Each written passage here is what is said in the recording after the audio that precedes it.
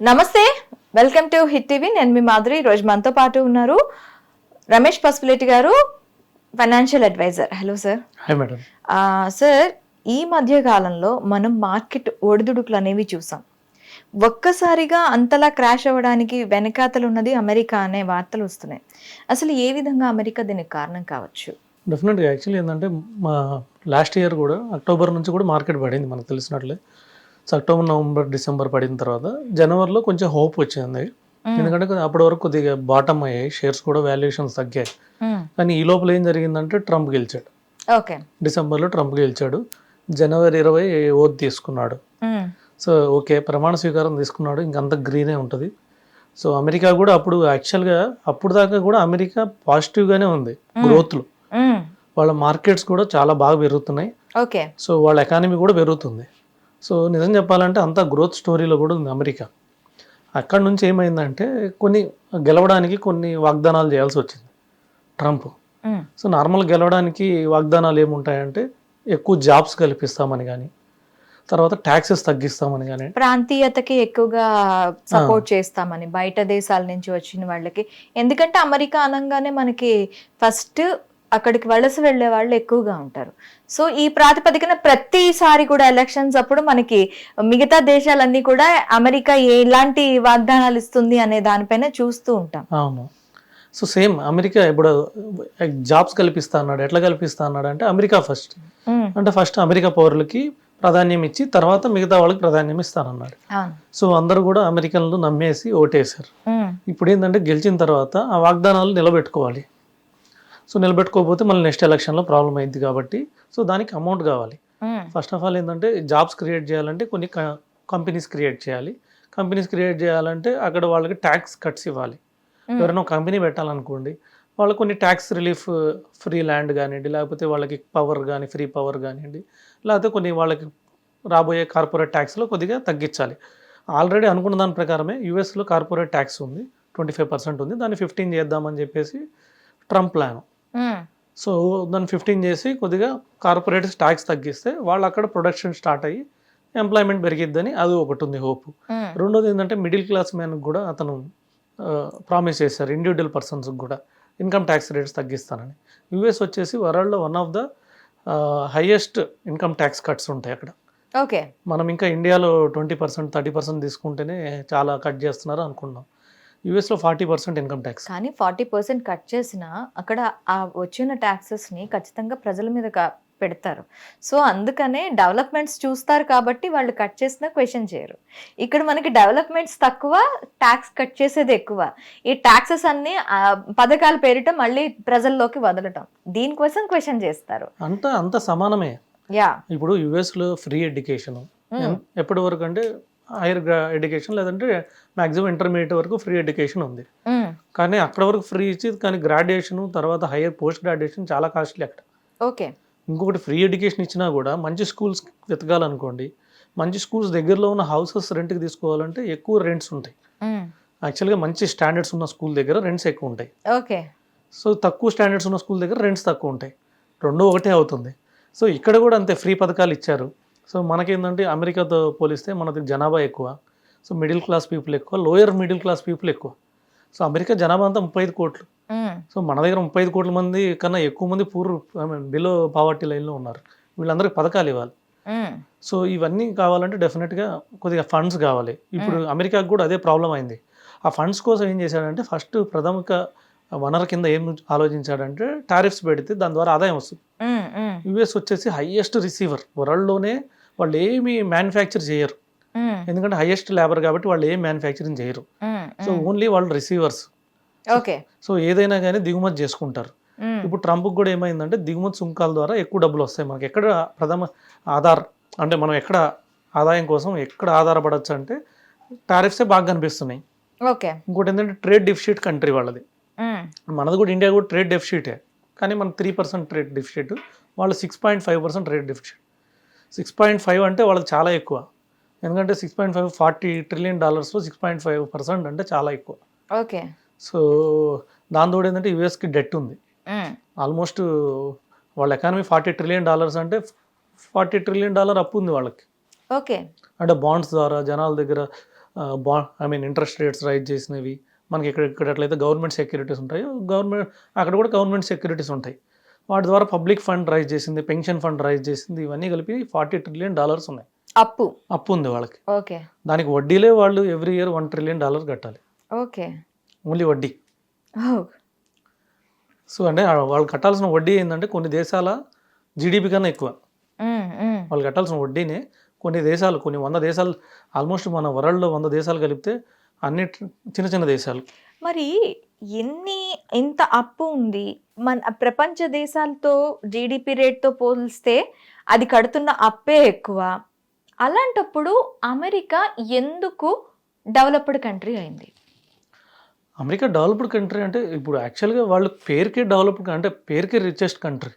$40 trillion economy, అలాగే $40 trillion అప్పు ఉంది. కాకపోతే వాళ్ళు one of the oldest economies.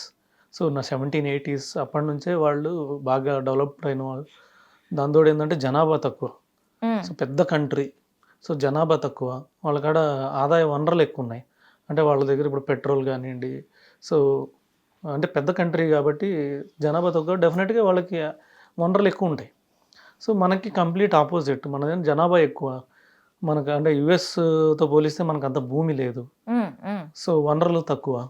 So ఇవి మనకి ఏంటంటే మెయిన్ మనకి ఈస్ట్ ఆసియా, మనకి ఇటువైపు పెట్రోల్ లేదు.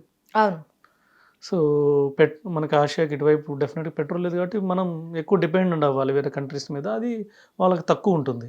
ఓకే. సో ఆ విధంగా వాళ్ళు ఇంకోటి ఏంటంటే వాళ్ళు అడ్వాన్స్ టెక్నాలజీ ముందే అందిపుచ్చుకున్నారు కాబట్టి డెఫినెట్గా వాళ్ళు రిచెస్ట్ కంట్రీ అయ్యారు. మనం కూడా అదే ప్రాసెస్లో ఉన్నాం, కానీ మనం ఏంటంటే అంత అప్పు లేదు. ఇప్పుడు సపోజ్ మనమే చూడండి, ఆసియాలో చైనా చూడండి, చైనా ఆల్మోస్ట్ $20 trillion వాళ్ళ ఆస్తి. వాళ్ళ అప్పు చూస్తే ఓన్లీ $1.5 trillion. అంటే వాళ్ళు అమెరికా కన్నా రిచెస్ట్. నిజం చెప్పాలంటే చైనా అమెరికా కన్నా రిచెస్ట్. ఎందుకంటే అమెరికా $40 trillion ఉండొచ్చు, అప్పు కూడా $40 trillion ఉంది. చైనా $20 trillion ఉండొచ్చు, కానీ అప్పు ఓన్లీ 1.5 trillion. అంటే దగ్గర దగ్గర 18.5 క్రెడిట్లోనే ఉంది. సో పేరుకే అమెరికా రిచెస్ట్ కంట్రీ. నిజం చెప్పాలంటే అమెరికా కన్నా కూడా చైనా రిచెస్ట్ కంట్రీ. అమెరికా ఏంటంటే కొద్ది స్పెండిచర్ ఎక్కువ, వాళ్ళు వచ్చిన ఆదాయం కన్నా ఎక్కువ ఖర్చు పెడతారు. వాళ్ళ ఆర్థిక వ్యవస్థ అంతా బ్యాంకింగ్ చుట్టూ తిరుగుతూ ఉంటుంది. బ్యాంకింగ్ ట్రాప్ చుట్టూ తిరుగుతూ ఉంటుంది. అంటే పుట్టిన బిడ్డ కూడా అప్పు మీద, క్రెడిట్ కార్డు మీద పుడతాడు, చనిపోయిన తర్వాత జరిగే అంత్యక్రియలు కూడా క్రెడిట్ కార్డు మీద జరుగుతాయి. మొత్తం అప్పు మీద జరుగుతుంది వాళ్ళ అమెరికా ఎకానమీ. ఓకే. అమెరికాలో ఎవరైనా బిడ్డ పుట్టాలన్నా హాస్పిటల్లో క్రెడిట్ కార్డు గీకాల్సింది. అలాగే అంత్యక్రియలు చేయాలన్నా కూడా అమెరికాలో క్రెడిట్ కార్డు యూజ్ చేయాల్సింది. మొత్తం అప్పు మీద నడిచింది, అక్కడ సేవింగ్స్ లేవు. ఓకే. సో ఇది చైనా, ఇదంతా డిఫరెంట్. సో వాళ్ళు ఏంటంటే ఎక్కువ ప్రొడ్యూసింగ్ కంట్రీ, తక్కువ స్పెండ్ చేసే కంట్రీ అది. సో మనం కూడా అదే రేంజ్లో వెళ్తున్నాం కాబట్టి సో ఫ్యూచర్లో కూడా ఒకానొక టైంలో నెంబర్ 1 ప్లేస్కి చైనా వెళ్తుంది, నెంబర్ 2 ప్లేస్కి మనం వస్తాం. ఓకే. అవన్నీ తప్పించుకోవడానికే ట్రంప్ ఇవన్నీ చేస్తున్నాడు, ఆదాయం ఎక్కువ ఎక్కడ సంపాదించని. ఈ విధంగా టారిఫ్స్ ద్వారా చైనా మీద కూడా ఎందుకు అతనికి ఎక్కువ కోపం అంటే చైనా ఫాస్ట్ గ్రో అవుతుంది, ఎప్పటికైనా వాళ్ళని బీట్ చేసింది, డెఫినెట్గా అవకాశం చాలా ఎక్కువ ఉంది, అందుకనే వాళ్ళకి కోపం. ఎకానమీగా స్ట్రాంగ్గా ఉంది డెఫినెట్గా. ఓకే. చైనా జనాభా కూడా ఎక్కువ. ఓకే. అయితే ఈ సంక్షోభంలో అసలు ఈ మార్కెట్ ఒడిదుడుకులు ఎందుకు ఇంతలా చవి చూడాల్సి వస్తుంది? సో మనం వద్దన్న కాదన్నా కూడా మనం అన్ని countries almost 70-80 countries trade so రిలేషన్లో ఉన్నారు. అందరూ ఇంటర్నల్ రిలేషన్షిప్లోనే ఉన్నారు అందరూ. అంటే ఒకరికొకరు ఇప్పుడు ఒక దేశంలో పండినవి లేదా ఒక దేశంలో తయారయ్యేవి ఇంకో దేశానికి అవసరం, ఆ దేశంలో ఉండవు. ఇప్పుడు రైస్ ఉంది, మనం పండిస్తాం, కానీ అమెరికాలో దొరకదు, అమెరికాలో పండదు రైస్. అవును. వాళ్ళు కంపల్సరీ ఇక్కడ నుండి తీసుకెళ్లాల్సిందే. సో అవును. ఇప్పుడు పెట్రోల్ ఉంది, మనకి ఇక్కడ కావాలని ఎంత తవ్వినా రాదు, కానీ అక్కడ మన అరబ్ కంట్రీలో సింపుల్గా ఒక మనం బావి వేసినట్టు వేస్తే పెట్రోల్ వచ్చేసింది. సో కానీ వాళ్ళకి రైస్ పండిద్దంటే అదంతా ఇసుక నేల. సో ఇప్పుడు ఏంటంటే వాళ్ళు రైస్ కావాలంటే మన మీద ఆధారపడాలి, మనకు పెట్రోల్ కావాలంటే వాళ్ళ మీద ఆధారపడాలి. సో కొన్ని కంట్రీస్ లైక్ బంగ్లాదేశ్ ఇవన్నీ ఏం చేస్తాయంటే పత్తి ఎక్కువ పండిస్తాయి. సో నూలు కావాలంటే మనం బంగ్లాదేశ్ మీద ఆధారపడాలి, సో బంగ్లాదేశ్ మిగతా వాటి గురించి మన మీద ఆధారపడాలి. సో ఇలాగే మనం 70 దేశాలు ఒకరినొకరు. ఇప్పుడు మన అమెరికా ట్రంప్ కూడా ఇదే అన్నాడు, నేను ఇప్పుడు 70 దేశాలతో ఆల్రెడీ చర్చలు చేస్తున్నాను అన్నాడు.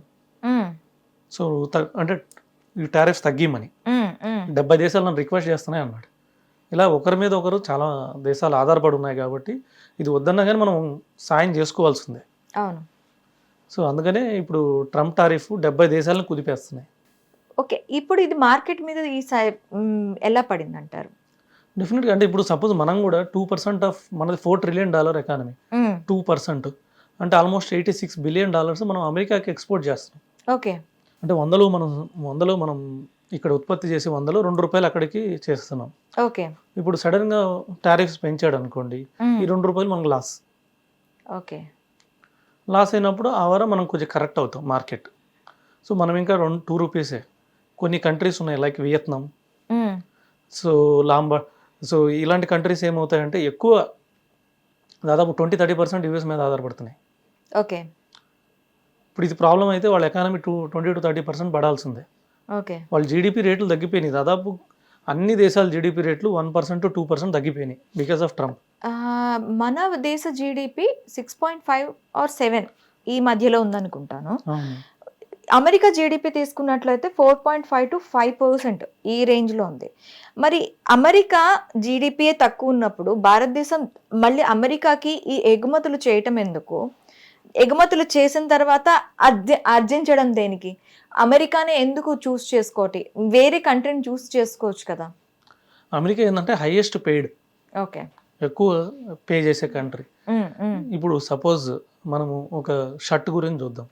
షర్ట్ ఇక్కడ $500 అమ్ముతారు సపోజ్ అనుకోండి, నాన్ బ్రాండెడ్ నార్మల్ బ్రాండ్ $500 అమ్మారు అనుకోండి. ఇదే షర్ట్ యూఎస్కి వెళ్తే 5,000 కొంటారు. ఓకే, బ్రాండెడ్ ఆడ 15-20,000 పెట్టుకుంటారు షర్ట్స్. నార్మల్ షర్ట్ 5,000 పెట్టుకుంటారు. సో ఇక్కడ అమ్మితే వాళ్ళకి ఎంత ప్రాఫిట్ వస్తుంది? 500, 200, 300 ప్రాఫిట్ వస్తుంది.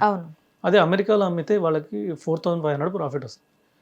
అంటే 500లో వాళ్ళకి 300 వాళ్ళకి ఎక్స్పెండిచర్ వేసుకున్నా, 200 ఎక్స్పోర్ట్ కాస్ట్ వేసుకున్నా కూడా 4,500 కాస్ట్ వస్తుంది. 4,500 ప్రాఫిట్ వస్తుంది. అప్పుడు డెఫినెట్గా ఎవరైనా కానీ ఏం ఆలోచిస్తారు? ఎక్స్పోర్ట్ చేయాలనే చూస్తారు. ఇప్పుడు మెడిసినే చూద్దాం, ఫార్మా మెడిసిన్. మనకి ఇక్కడ డోలో 650 లాంటిది తీసుకుంటే మనకి ఇక్కడ ₹1, ₹2 దొరుకుతుంది. అక్కడ $1, $2 దొరికింది. డాలర్ అంటే ఆల్మోస్ట్ 86 రూపీస్. సో ఇక్కడ అమ్మితే ₹1 అమ్మాలి, అక్కడ అమ్మితే 86 రూపీస్కి అమ్మచ్చు. ఓకే. సో ఇలా ఏంటంటే అమెరికా లావిష్ కంట్రీ కాబట్టి వాళ్ళ ఆదాయంగా ఎక్కువ కాబట్టి వాళ్ళ నార్మల్ అందరికి కన్నా ఇక్కడ మన ఇండియా కానీ లేకపోతే చాలా దేశాల్లో పోలిస్తే కూడా వాళ్ళ యావరేజ్ ఇన్కమ్ ఎక్కువ. ఓకే, మనకన్నా చాలా ఎక్కువ ఉంది. సో మనకన్నా 40-50 టైమ్స్ ఎక్కువ ఉంది యావరేజ్ చూస్తే. అందుకని డెఫినెట్గా అక్కడ అమ్మడానికి ట్రై చేస్తారు. అప్పుడు మనం ఆక్వా కూడా చూడండి, గ్రేడ్ 1 ఆక్వా ఇక్కడ నుంచి యూఎస్కి ఎక్స్పోర్ట్ పోయింది. అవును, మన దొరికైన గ్రేడ్ 2నే. గ్రేడ్ 2, గ్రేడ్ 3, గ్రేడ్ 2 కూడా దొరుకుతుందని లేదు. గ్రేడ్ 3, గ్రేడ్ 4లోనే మనం అడ్జస్ట్ అవ్వాలి. ఎందుకంటే అక్కడ వాళ్ళకి చాలా ప్రైస్ వస్తుంది. 10 times ప్రైస్ వస్తుంది. ఇక్కడ అదే గ్రేడ్ 1 ఇక్కడ అమ్మితే వాళ్ళకి వచ్చేదానికన్నా అక్కడ 10 times ఎక్కువ వస్తుంది. సో ఆ విధంగా మనం అమెరికా మీద ఎక్కువ ఆధారపడి ఉన్నాం. అందుకే ఇన్ని దేశాలని ఒక్కసారిగా కుదిపేయగలిగింది అమెరికా. డెఫినెట్గా. హిట్ టీవీ యాప్, ఇందులో short news, live news, entertainment shows, movies, digital magazines తో పాటు మీ జిల్లా వార్తలను కూడా ఫ్రీగా చూడొచ్చు. ఇంకెందుకు ఆలస్యం, వెంటనే హిట్ టీవీ యాప్ ని డౌన్లోడ్ చేసుకుని ఫ్రీగా ఎంటర్టైన్మెంట్ పొందండి. Hit TV app. Hit TV app. Please download hit TV app. Hit TV app ని ఫ్రీగా డౌన్లోడ్ చేసుకుని ఎంజాయ్ చేయండి. మీకు నచ్చిన ఎంటర్టైన్మెంట్ కోసం హిట్ టీవీ యాప్ ని ఫ్రీగా డౌన్లోడ్ చేసుకుని ఎంజాయ్ చేయండి. హిట్ టీవీ యాప్ ని డౌన్లోడ్ చేసుకుని ఆస్వాదించండి, ఆశీర్వదించండి. ఇంతమంది సెలబ్రిటీలు హిట్ టీవీ యాప్ ని డౌన్లోడ్ చేసుకోండి అని చెప్తున్నారంటే ఎంత మంచి యాప్ ఆలోచించండి. అమెరికాలో చదవాలనుకునే వాళ్ళకి విశ్వసనీయమైన పేరు మన శౌర్య కన్సల్టెన్సీ. UK లో 1 year masters, UK లో 1 year masters, 2 years work permit up to 5 years visa. Contact Saurya Consultancy. Contact 89851 89851.